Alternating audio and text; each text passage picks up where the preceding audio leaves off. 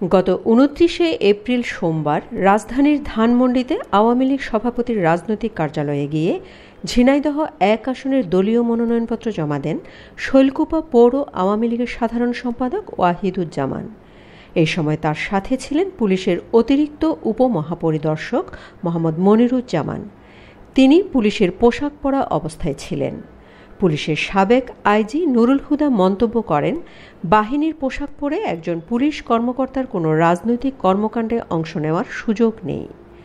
খুলনা বরিশাল বিভাগের ট্যুরিস্ট পুলিশের অতিরিক্ত উপমহাপরিদর্শক মোহাম্মদ মনিরুজ্জামান ওই সময় বলেছিলেন, আমার ভাইয়ের সঙ্গে গিয়েছি, অসুবিধা কোথায়? আমি তো আর ইলেকশন করতে যাইনি।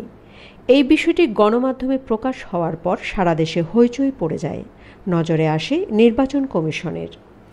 সরকারি চাকরিবিধি অমান্য করে নির্বাচনী কার্যক্রমে অংশ নেওয়ায় তার বিরুদ্ধে ব্যবস্থা নিতে স্বরাষ্ট্র মন্ত্রণালয়কে নির্দেশ দিয়েছে নির্বাচন কমিশন।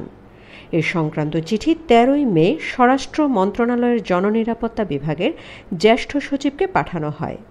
চিঠিতে স্বাক্ষর করেছেন ইসির উপসচিব মিজানুর রহমান। চিঠিতে বলা হয়েছে, ট্যুরিস্ট পুলিশের অতিরিক্ত ডিআইজি মনিরুজ্জামান পোশাক পরে ঝিনাইদহ ১-০ আসনের নির্বাচন উপলক্ষে একটি রাজনৈতিক দলের কার্যালয় থেকে সম্ভাব্য একজন প্রার্থীর মনোনয়ন ফর্ম সংগ্রহকালে সঙ্গে ছিলেন, যা পত্রপত্রিকা ও গণমাধ্যমে প্রচারিত হয়েছে। ট্যুরিস্ট পুলিশের অতিরিক্ত ডিআইজি মনিরুজ্জামানের উল্লিখিত কার্যক্রম সরকারি কর্মচারী আচরণবিধি ১৯৭৯ লঙ্ঘন বলে চিঠিতে উল্লেখ করা হয়। চিঠিতে বলা হয়, সংশ্লিষ্ট কর্মকর্তার বিরুদ্ধে ব্যবস্থা গ্রহণের জন্য ইসি নির্দেশ দিয়েছে।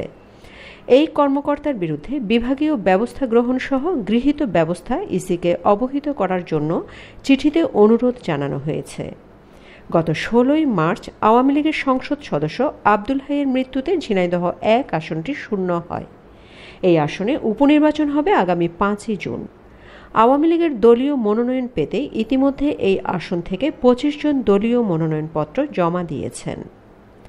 Shamima Chowdhury Shammi, BNA news 24।